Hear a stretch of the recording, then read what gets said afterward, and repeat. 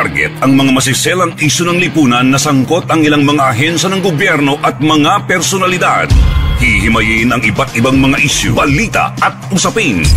Puntirya ang mga tiwali at ilalantad ang mga mali sa pamahalaan. Walang sasantukin. Tamaan na ang tamaan. Kung salot ka sa bayan, sapul ka ni Rex Cayano sa Target. On air. Eto, balik ko tayo mga kaibigan dito sa tinatalakay po natin.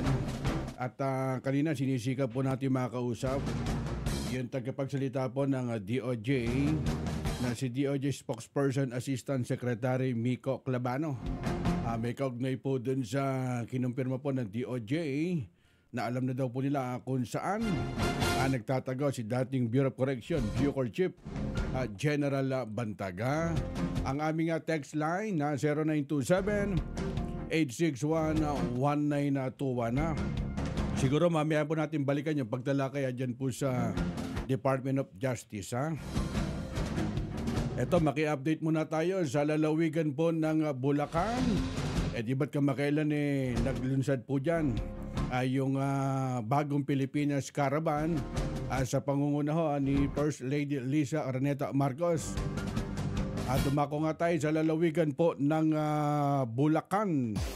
Alamin natin ngayon ang iba't ibang mga kaganapan at kagalingan ng iba't ibang mga gobernador sa kanilang lalawigan sa Kumusta, Governor? Ito, nasa linya ng ating komunikasyon na si Bulacan Governor Dan Bernardo.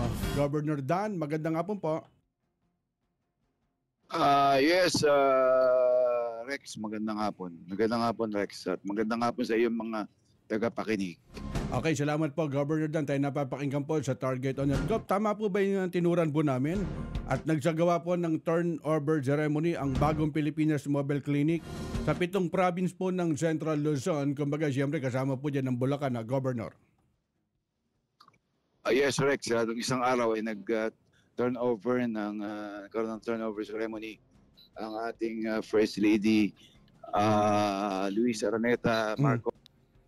Tungkol doon po sa binigay niyang mobile clinic. At napakalaking mobile clinic na binigay niya. Napakalaking tulong to sa mga bawat probinsya, particular po dyan sa Bulacan, Governor. Yes, so kami yung kauna-una nakatanggap ng mobile clinic na binigay ng ating First Lady sa pamagitan po, of course, ng ating Pangulong Bongbong. So yung pong ating mga governor na kasama sa district, sa Region 3, ay 6 po kami nakatanggap ng mobile clinic na ito. At ito po ay malaking tulong, of course, sa aming ginagawang mga medical mission parate. Meron po kaming mobile bus clinic. Kaya lang masyado pong malaki at di po namin maipasok sa mga barangay. Kaya sa labas namin ito pinaparada pag nagkakaroon kami ng medical mission. Kaya ngayon, meron na kaming isa pa, so ipapasok namin ito. May papasok namin sa barangay na maliliit. Pagka po malalaki, dandala namin yung ating mobile bus natin. Kompleto rin po yun at kompleto rin po itong ating binigay ng ating First Lady, ng ating Pangulo. Tama po. So yun po. So malaking tulong po ito at ginawa po ito ang turnover ceremony sa Pampanga. At nandun po kaming lahat ng governor ng Region 3. At kanina may mga nakausap nga ho kami at mukhang nagpapasalamat po dahil tuloy-tuloy pala inisyatibo na ginagawa po ng tanggapan nyo katuwangan DSWD doon po sa pamamahagi ng financial assistance doon po sa AX po, Governor Dan Fernando. Oo, at dire-diretso yung sa AX na binibigay na tulong sa atin ng ating ng mga senador, ng ating DSWD, of course, sa panguna po ng ating Pangulo, of course, sa panguna rin po at sa pamagitan po ni Secretary Rex. So malaking tulong po ito. At ito po, meron po kaming 20 million naman na AX na bibigay po namin. At ganoon din, ay namigay din po tayo ng kabibigay lang ng ating provincial government. Ito naman po yung budget ng ating provincial government. Yung pong naapektuhan ng tagtuyot, itong El Nino, At namigay po tayo ng pitik ng mga naapektuhan ng El Nino. At ito po ay may bilang na 1,600 ano po, Opo. na mga farmers na naapektuhan. At bukod po doon sa binigay namin tigpa 5,000 ay hiningi po na natin ng tulong ito sa DSWD, kaya yung nakalaan sa atin na mga grocery packs para sa mga disaster ay ito nga po ay binigay sa atin ng ating DSWD para sinabay na po namin doon sa pagbibigay ng ating ayuda, ng mga financial aid para sa mga farmers. Tama po. Ayun po. At nako, Governor, papalapit na naman itong tag-ulan. Alam naman po natin, ang Bulacan, kumbaga talagang naka-alerto na. Nung araw, pagka sinabing mga pagbaha, ang Bulacan, ngayon, para bang unti-unti yata nararamdam. Bali, ano po yung preparation po natin dito, Governor? Lagi po kami nagpapatraining ito ngayon at lagi po ang ating training pagdating sa disaster. Tama po. And actually, nagkaroon na nga ng training ng ang ating OCD, ang OCD at ang DILG at ang ating PDR regarding sa mga protocol ng leadership ng procedure tungkol sa disaster. So regarding do sa mga gagawin ng local executive o mga local chief executive. So po ito doon sa atin sa Malolos, pero hindi po ako na-satisfied. Kaya ang ginawa ko po ay halos 3 yata po, 4 lang po yata kami naka-attend. Dalawang mayor lang naka-attend. So ang gagawin po natin ay pinapaulit ko sa DILG ang gagawin na yan at ang pangunguna ng ating OCD. Ano po, at ito ay gagawin po doon sa pinapagawa ko sa maybe in Zambales or maybe in Clark, para ito ay magawa ng may paliwanag ng maayos at may paliwanag sa mga LCE tungkol dito sa ano bang papel namin, ano bang gagawin namin, ano bang mangunguna. So, yun, dapat malaman ito ng mga LCEs. So, hindi ito dapat ipagwalang bahala sapagkat para malaman ng mga LCEs natin kung ano yung aming papel, kung ano yung mandato namin gagawin, kung yung dapat gawin. Ano po?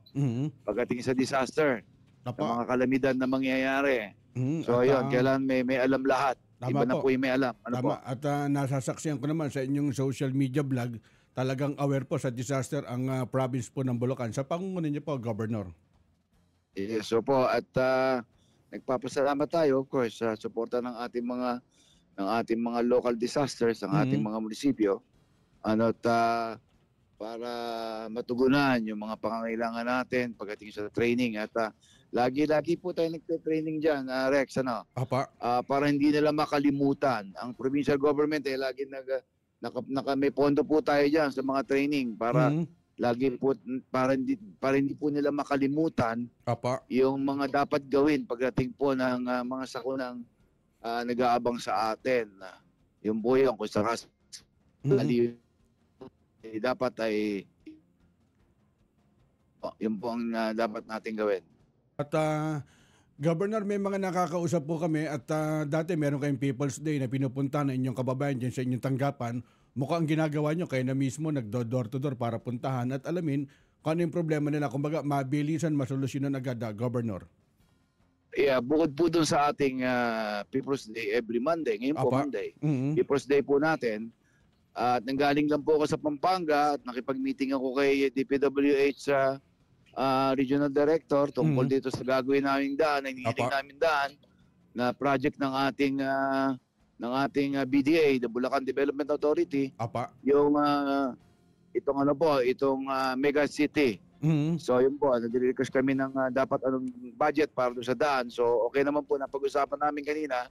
At ito, pabalik po ako ngayon sa People's Day ko para tugunan yung mga iba pang pangangailangan. Actually, may mga tao na tayo doon at may mga IREP na tayo na gumaganap ng galan.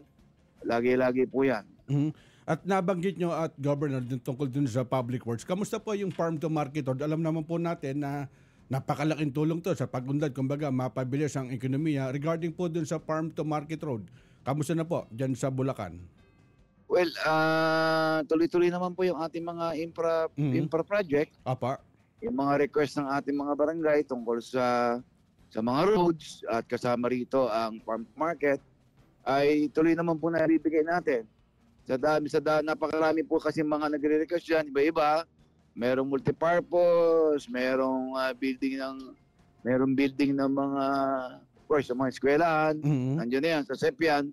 So, yung ibang project po, natutugunan naman natin, okay naman po. Kaya lang, kumbaga, pinaparte-parte po natin, inaayos natin ang pamimigay.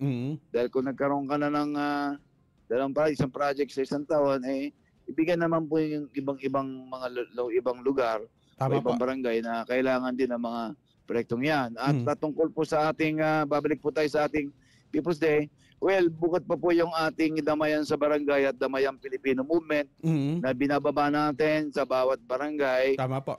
Yun po yung mga medical mission natin para matugunan natin pangangailangan sa kalusugan. Apa. At yung mga hindi nakakapunta ng Kapitolyo ay doon na mismo sa lugar na yon, sa lugar na yan na magkakandakan ng medical mission. Doon na mismo sila titingnan, check-upin, may laboratory tayo. Of course, meron tayong mga pinamimigay na buto ng gulay, may vaccination mga hayop, may mga salamin na libre sa mata. Speaking of salamin po, kanina, binuksan natin ang ng ating OPTA department. At binuksan din namin kasabay ang physical therapy department.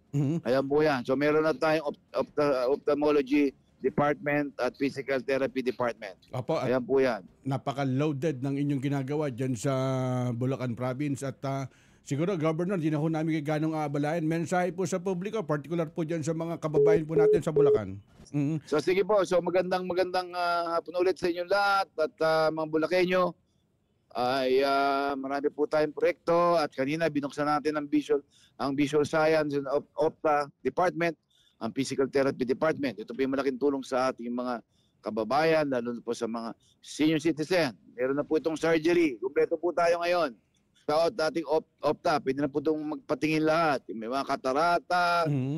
Actually, yung katarata, noon pa lang meron tayo, pero dinagdagan natin ito. Hindi lang po katarata, pati mga pugita, pwede nang operahan, dahil yung mga basta sakit sa mata, pwede nang operahan dyan. Ano po? At itong physical therapy, yan, malaking tulong po sa mga nag-physical therapy dito. Meron na po tayong sariling physical therapy department. Ayan po yan. So tuloy-tuloy po tayo. Yung ating People's Day po ngayon, diretso tayo. At yung ating mga medical mission, tuloy-tuloy po tayo. At Brother Rex, nais ko lang po ipabatid sa inyo na ang ating damayang Filipino Movement Incorporated ay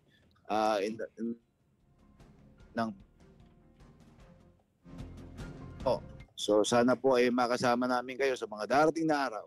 Ano po? Okay. Magkatulungan po tayo. Nako, salamat po, Governor Daniel Fernando ng Bulacan Province. Gov, ingat po palagi.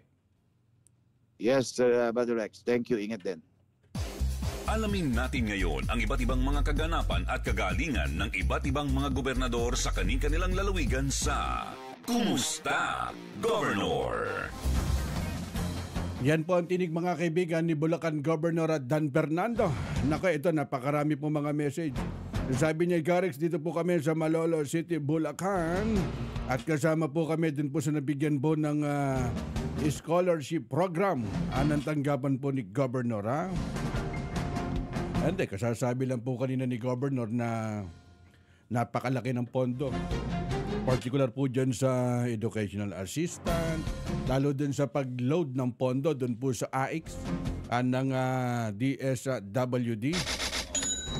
Kumbaga, pinopondoon po yan ng national government, ha?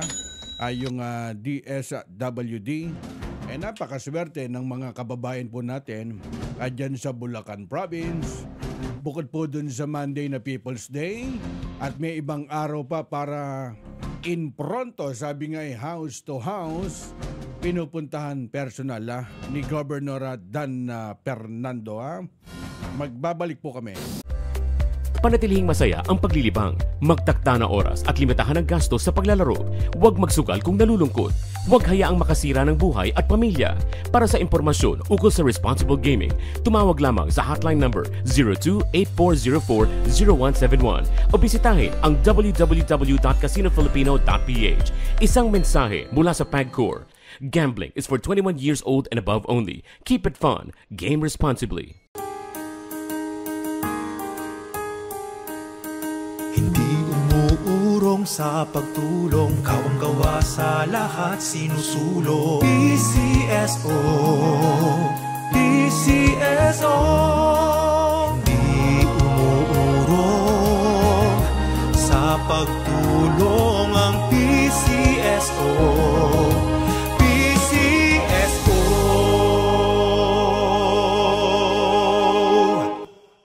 Oras hatid sa inyo ng Grand 88 Gaming Corporation. Ang oras ay hatid sa inyo ng New Antipolo Coliseum at Angono Cockpit Arena. Sumainyo ang isa na namang makabuluhang edisyon ng Target On Air. Kasama si Rex Cayanong. Abangan muli bukas alas 3 hanggang alas 4 ng hapon. Kung salot ka sa bayan, ikaw ang isusunod ni Rex Cayanong na Target On Air. Nangunguna sa balita, impormasyon, musika, komentaryo at serbisyo publiko. Ito ang DZME 1530. Una sa kanan, ang himpilang may paninindigan.